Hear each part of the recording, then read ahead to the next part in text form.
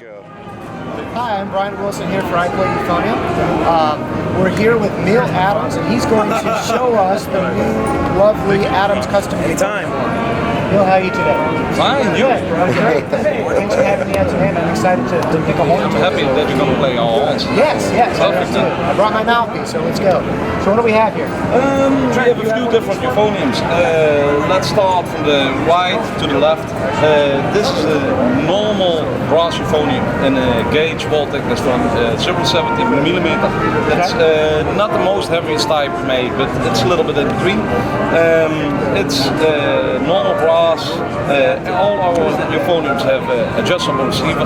That means you can open or close the gap between your lead pipe and your mouthpiece. This is a silver plate. And all the euphoniums have that? All our euphoniums have adjustable receiver. Wow. This is a silver plated horn, so one of the most standard. The next one is euphonium with a sterling silver bell. Sterling silver bell is solid silver, so it's made from a sheet of silver.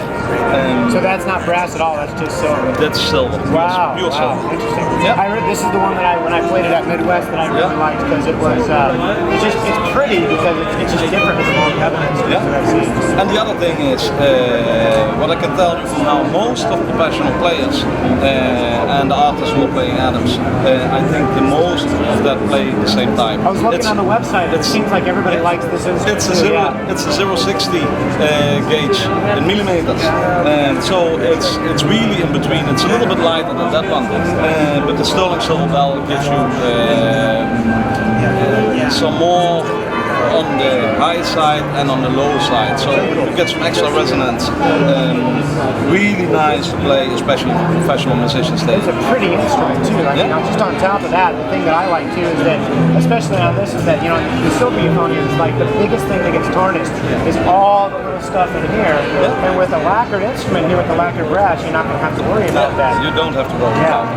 And even, but it still pops though because of the silver bell. Absolutely. It looks cool.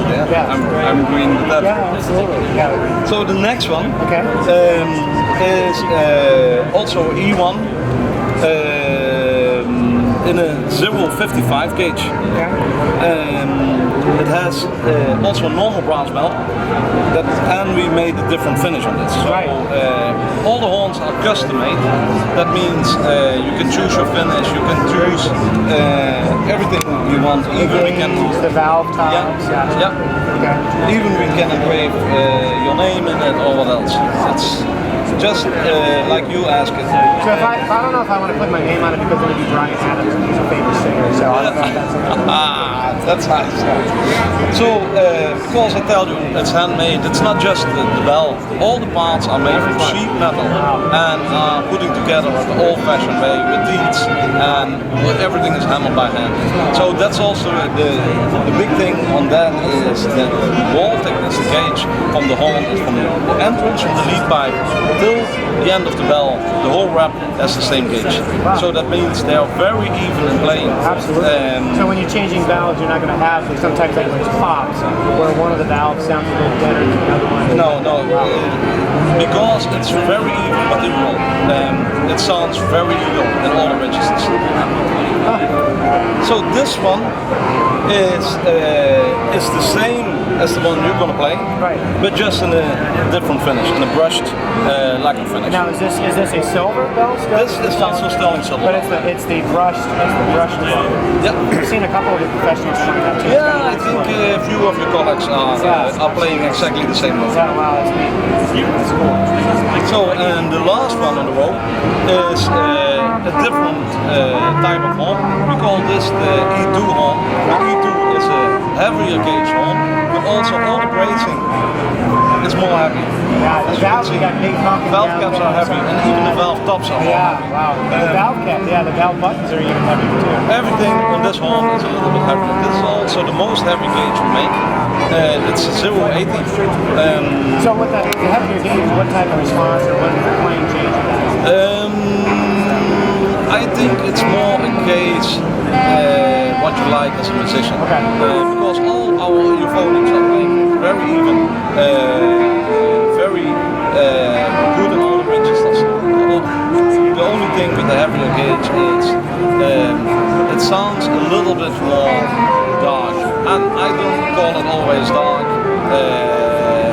That's the kind of taste. Sure. Now the every single euphonium, if I wanted a trigger, I could have that either installed or whether it's custom, Sure. I could have a trigger. Yeah. If that was the second thing that you want. Yeah. If the instrument played out of tune, it might be something really important, right? Yeah, but I've played them. I've played them. They play it really well in tune.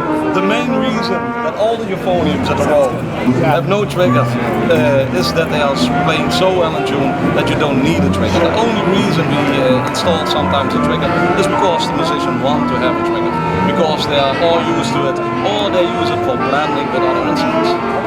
Well, let's take a look at the second one, the one that I liked, and let's take a look at the receiver here. So you showed me this before at Midwest, so I unscrew this. Yeah, you and if I'm unscrew trying it, and then I would screw it all the way in. And then I start trying there. Yeah, you start trying there, you take your mouthpiece. What I say always to a musician, take a mark in your mouthpiece like a leather that's on top. Try the horn, unscrew it, go one complete turn. Got it. And try it again. And there is a point you will find that fine weak spot. The spot you want that the horn is playing. I think mine was 3 or 5. Most musicians, I can tell you, they are between 3 and 6. Interesting. Well, here's what number are we at right now? This is number 1. This is number 1.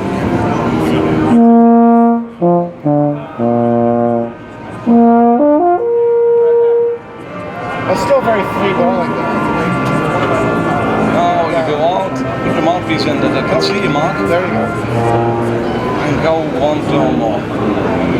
This is 2. And now we are 2 turns, and you will feel the blow will feel a little bit different on the chops.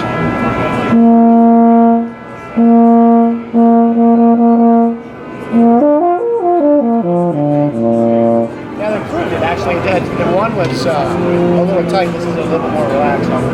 So we go one turn more, and as you told me, I remember that I had in Chicago between 3 and 5 turns. I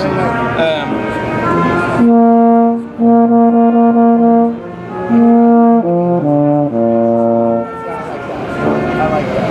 Well, thank you, Neil. We're gonna wrap up here, but Adam's Custom Euphoniums, and you'll see me playing this instrument a lot more. So, thank you so much. Thank you.